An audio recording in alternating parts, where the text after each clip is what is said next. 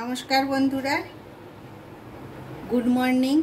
আপনারা নিশ্চয়ই সকালে ভালো আছেন। আমি আজকে আবার একটা নতুন রেসিপি নিয়ে এসেছি। তার জন্য আমি মুসুরির ডাল ভিজিয়ে রেখেছিলাম 1 ঘন্টা মতন। তারপরে এটাকে আমি লঙ্কা, রসুন আর অল্প একটু আদা দিয়ে বেটে নিয়েছি, মিক্সিতেই বেটেছি। আর এর মধ্যে নুন মেখে নিয়েছি। তারপরে এটা ভালো একটা পেস্ট বানিয়েছি। এইগুলো আমি এখন একটা ছোট ছোট করে বড়া বানাবো। তারপরে আবার কি করছি দেখুন। কড়াইয়ে আমি তেল দিয়ে দিয়েছি, তেলটা গরম হয়ে গেছে। এখন আমি বড়াগুলো ছাড়বো, আমি চামচে করেই ছাড়বো।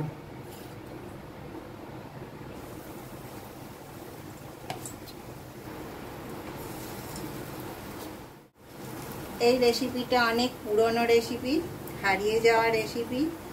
এখন আর মানুষরা এটা অত বানায় না, কিন্তু আগে মা ঠাকুমারা এটা খুব বানাতো। লাল লাল হয়ে গেছে, আমি এবার এগুলোকে তুলে নেব। তবে আমি এটা শিখেছি আমার শাশুড়ির কাছ থেকে।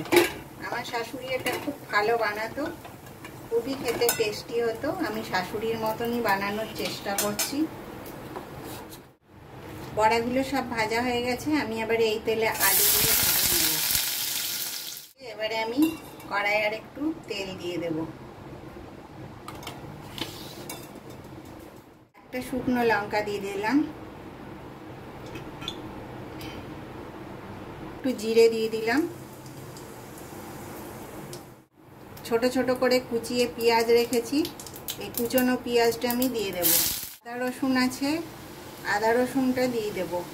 খুব বেশি দিচ্ছি না, অল্পই দেব, 1 চামচ মতন।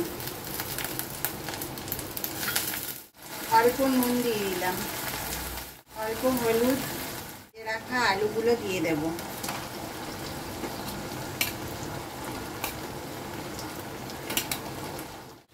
এখানে আমার লাল কাঁচা লঙ্কা আর জিরে বাটা আছে, এটাকে আমি দিয়ে দেব।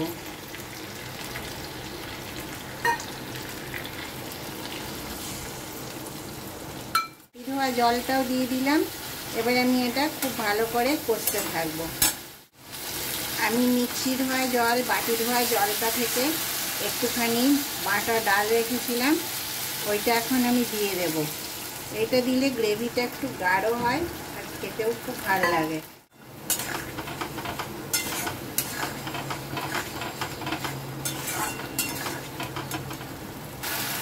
এবারে এটা একটা খুব সুন্দর সেন্ট চলে এসছে, কষা হয়ে গেছে। আর গ্রেভিটাও দেখুন কতটা গাঢ় হচ্ছে।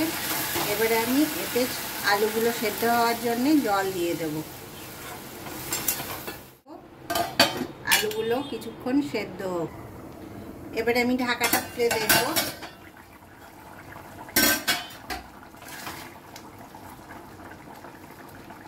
আলুটা প্রায় সেদ্ধ হয়ে এসছে।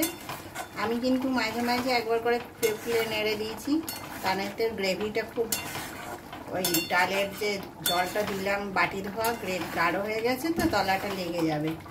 সেই জন্য মাঝে মাঝে এটা একটু একটু নেড়ে দিতে হবে।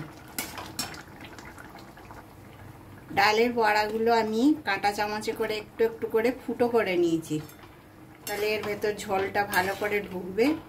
তারপরে আমি এবারে বড়াগুলো সব এর মধ্যে দিয়ে দিলাম।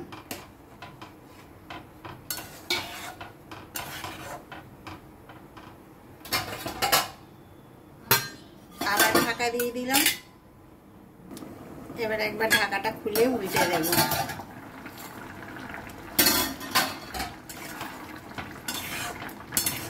গেছে, ফুলে ফুলে গেছে একেবারে।